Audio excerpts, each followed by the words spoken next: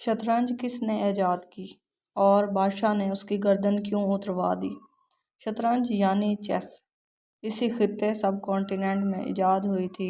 ये गेम गुप्ता ख़ानदान की हुकूमत के दौरान सीज़र नाम के एक शख्स ने ईजाद की थी। इसकी ईजाद के साथ एक इंतहाई अहम और दिलचस्प दास्तान जुड़ी है। सीज़र ने गेम ईजाद की तो बादशाह के पास हाजिर हुआ। बादशाह ने खुशी के आलम में सीज़र से कहा, मांगो, क्या मांगते हो। सीज़र ने कुछ लम्हे के लिए सोचा और अर्ज़ की, हजूर, चावल के चंद दाने चाहिए। बादशाह ने पूछा, क्या मतलब। सीज़र ने कहा, आप चेस के 64 खाने चावल से भर दें, लेकिन मेरे फार्मूले के मुताबिक। बादशाह ने कहा, यह फार्मूला क्या है। सीज़र ने कहा, आप पहले दिन पहले खाने में चावल का एक दाना रख कर दे दें, दूसरे दिन दूसरे खाने में 2 गुना और तीसरे दिन तीसरे खाने में दूसरे खाने के 2 गुना चावल डालकर दे दें, और इसी तरह चावल की तादाद को हर खाने में पिछले खाने से 2 गुना करते जाएं, यहाँ तक के 64 खाने पूरे हो जाएं।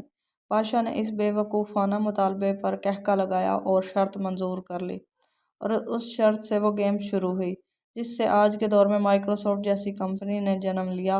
ये बज़ाहिर एक आसान काम लगता था, लेकिन ये दुनिया का मुश्किल तरीन काम था, जो आज 3500 साल गुजरने के बावजूद शतरंज के 64 खानों को चावलों से नहीं भर सका।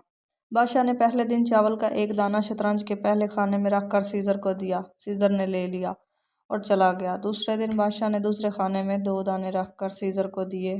तीसरे दिन तीसरे खाने में चावल की तादाद 4 हो गई। चौथे रोज़ चावल की तादाद 8 हो गई। 5वें दिन 16, छठे दिन तादाद 32 हो गई। 7वें दिन 64, 8वें दिन 128 हो गई। यानी शतरंज की पहली रूह के आखिरी खाने में चावलों की तादाद 128 हो गई। 9वें दिन इनकी तादाद 256, 10वें दिन 528 और 11वें दिन 1024 हो गई। 12वें दिन ये 2048 हो गई। 13वें दिन ये तादाद 4096 हो गई। 14वें दिन ये तादाद 8192 हो गई।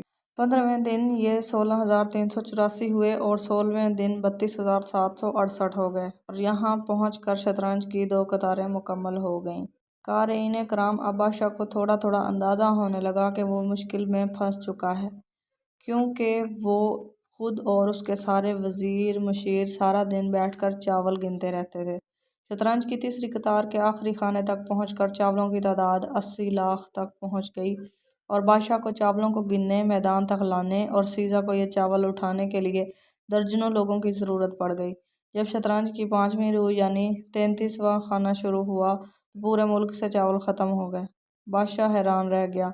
उसने उसी वक़्त रियाज़ी दान बुलवाए और उनसे पूछा कि शतरंज के 64 खानों के लिए कितने चावल दरकार होंगे और इसके लिए कितने दिन चाहिए। बादशाह के रियाज़ी दान कई दिनों तक बैठे रहे, लेकिन वो वक्त और चावलों की तादाद का अंदाज़ा नहीं लगा सके। ये अंदाज़ा 3500 साल बाद बिल गेट्स ने लगाया था। बिल गेट्स का ख्याल है कि अगर हम 1 के साथ 19 ज़ीरो लगाएं तो शतरंज के 64 खानों में इतने चावल आएंगे। बिल गेट्स का कहना है कि अगर हम एक बोरी में 1 अरब चावल के दाने भरें तो हमें शतरंज के 64 खाने पूरे करने के लिए 18 अरब बोरियां दरकार होंगी, और इन चावलों को गिनने, शतरंज पर रखने और उठाने के लिए 1.5 अरब साल चाहिए।